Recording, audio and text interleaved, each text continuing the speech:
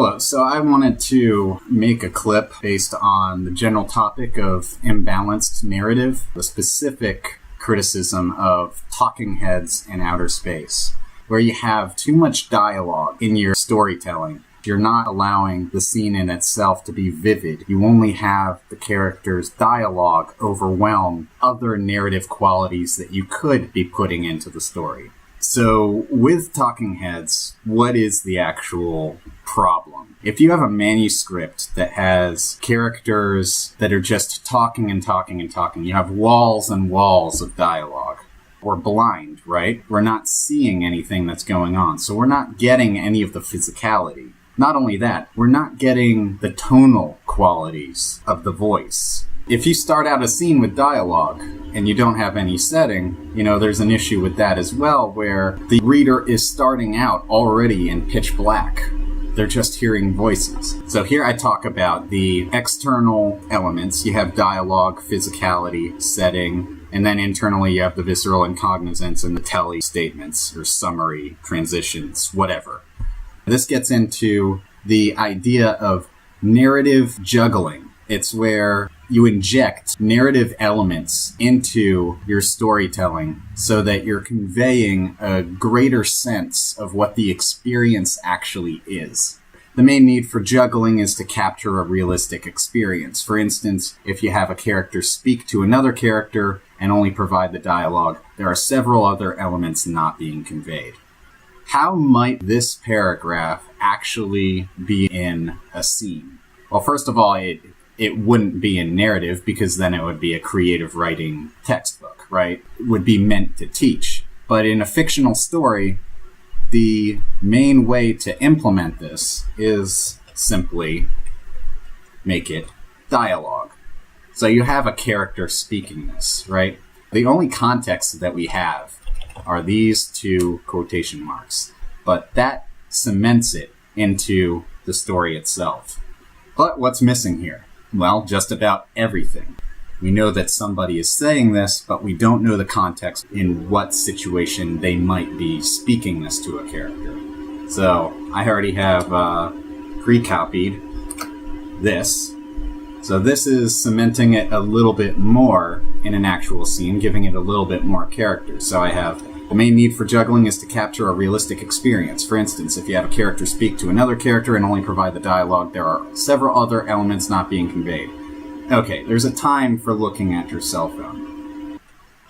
I went ahead and I implemented narrative juggling.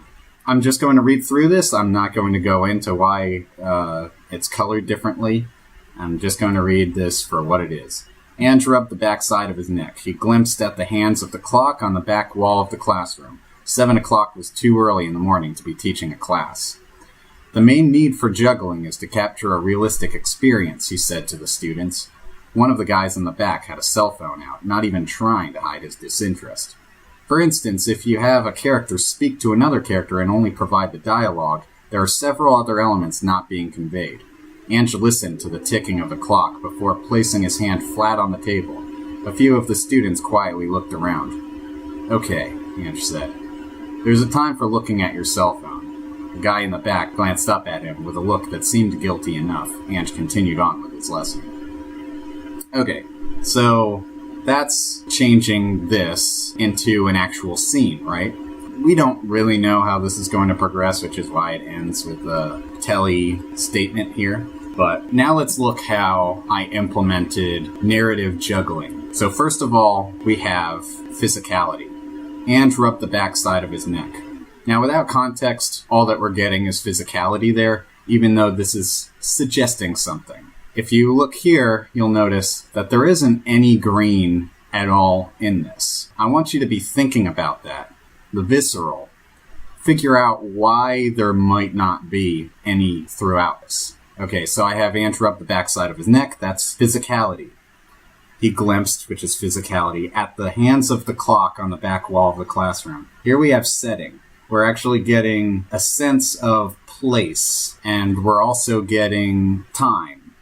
So now we understand that this Ange guy is teaching a class, and it's early in the morning. So from that, we can already kind of get an idea of the mood or the atmosphere. We're given quite a bit in this first setup paragraph. Now the dialogue starts. And so here we also have setting.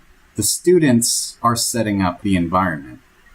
One of the guys in the back had a cell phone out. So this is singling out one character in the back of the room. Now we have physicality again. He has his cell phone out. And then, I didn't mention here, 7 was too early. We have cognizance. This is a character thinking. So Ange is thinking that it's too early. And then here he's thinking, not even trying to hide his disinterest, referring back to the student who had his cell phone out. And then you have the dialogue. For instance, if you have a character speak to another character and only provide the dialogue, there are several other elements not being conveyed. Ange listened to the ticking of the clock. This is kind of back and forth whether or not you want to consider this cognizance or think of it as physicality. And then we have physicality again. He placed his hand flat on the table. And then we have an atmospheric shift with showing the students quietly looking around. And then, okay, Ange said, what I'm showing here is actually a sense of frankness or a sense of pause after he says okay. You can get that just by having the simple speech tag.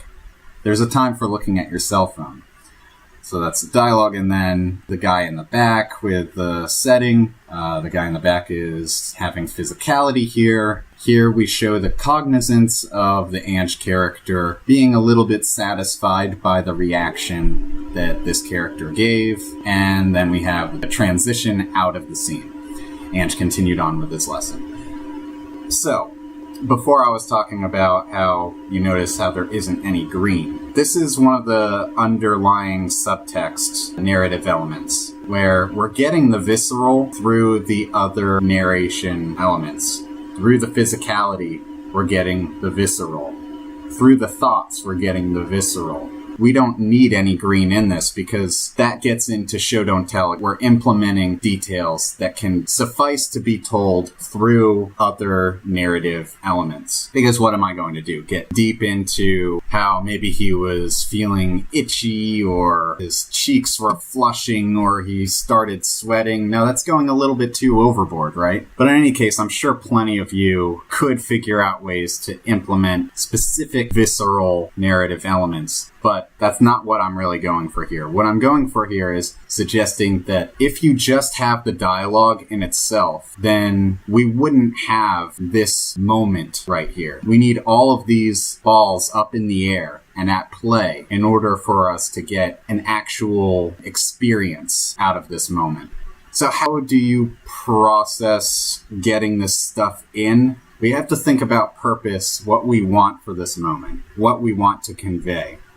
And so if we're, say, for instance, conveying frustration, we would use this body language, rubbing the backside of his neck. We might have him glance at a clock. We might have him think about how it's too early in the morning to be teaching a class. All of this is reaching into the visceral feeling of the scene. Otherwise, what are we left with? We have this, which is a teaching moment, and then this small diversion, okay, there's a time for looking at your cell phone. I'm not suggesting that we need to go as in-depth with all of the different narrative elements in a dialogue. We don't need as much as I was juggling in that moment, but we still need some. We still need slivers of other things being injected into the scene. Because otherwise, if you have dialogue after dialogue after dialogue, it's like you're behind a door and you're not able to see what's going on and the conversation is just there and you're overhearing it and you're not able to get any of the physical cues, and that's even just surface value. If, say, you do have a scene where you do have a character that's behind a door listening in, you don't want to just have the dialogue there either. What you would want to do is, if it's from that character's perspective, you would want to dip into the cognizance or the visceral of what this character is overhearing. Get into those other narrative elements. The fact is, if you have talking heads in outer space, You're making an excuse not to bring out the authenticity of the moment itself. And it, in a sense, becomes less believable. The point of writing vivid fiction is to make it so that the reader gets attached to the experience of the read itself. Now, you can have wonderful dialogue, but if you have a character who is just speaking, don't just leave it at that. Also implement physicality, implement all these other narrative elements. At what point do you do this?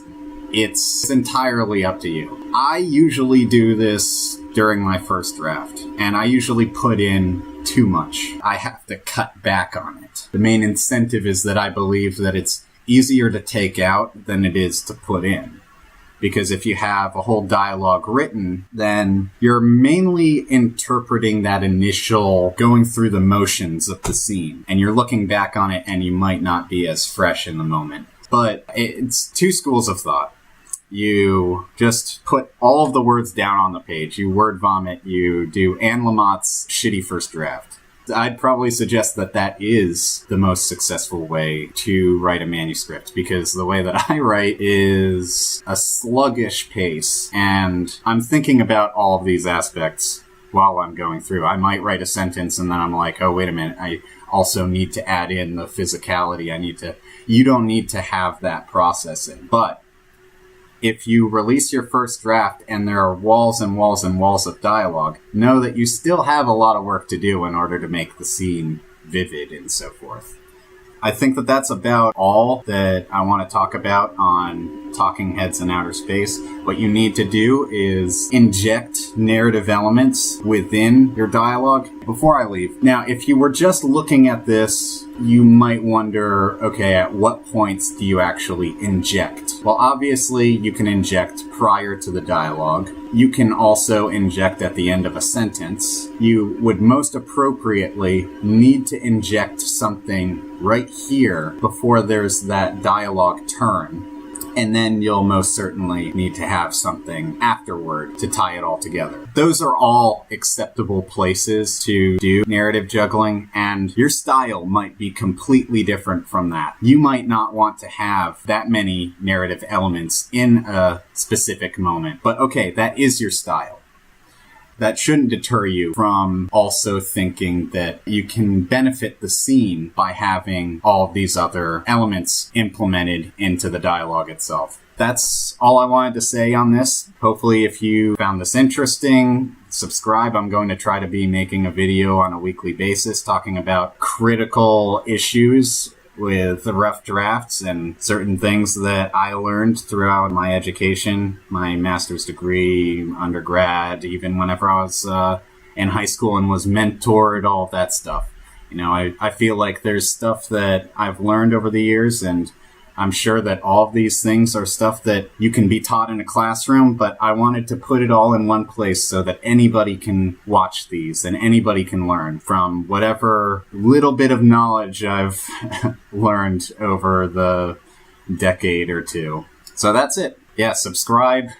Look forward to the next clips, and I'm still green at this. Hopefully I'll get better. Hopefully I'll stay on topic a bit better.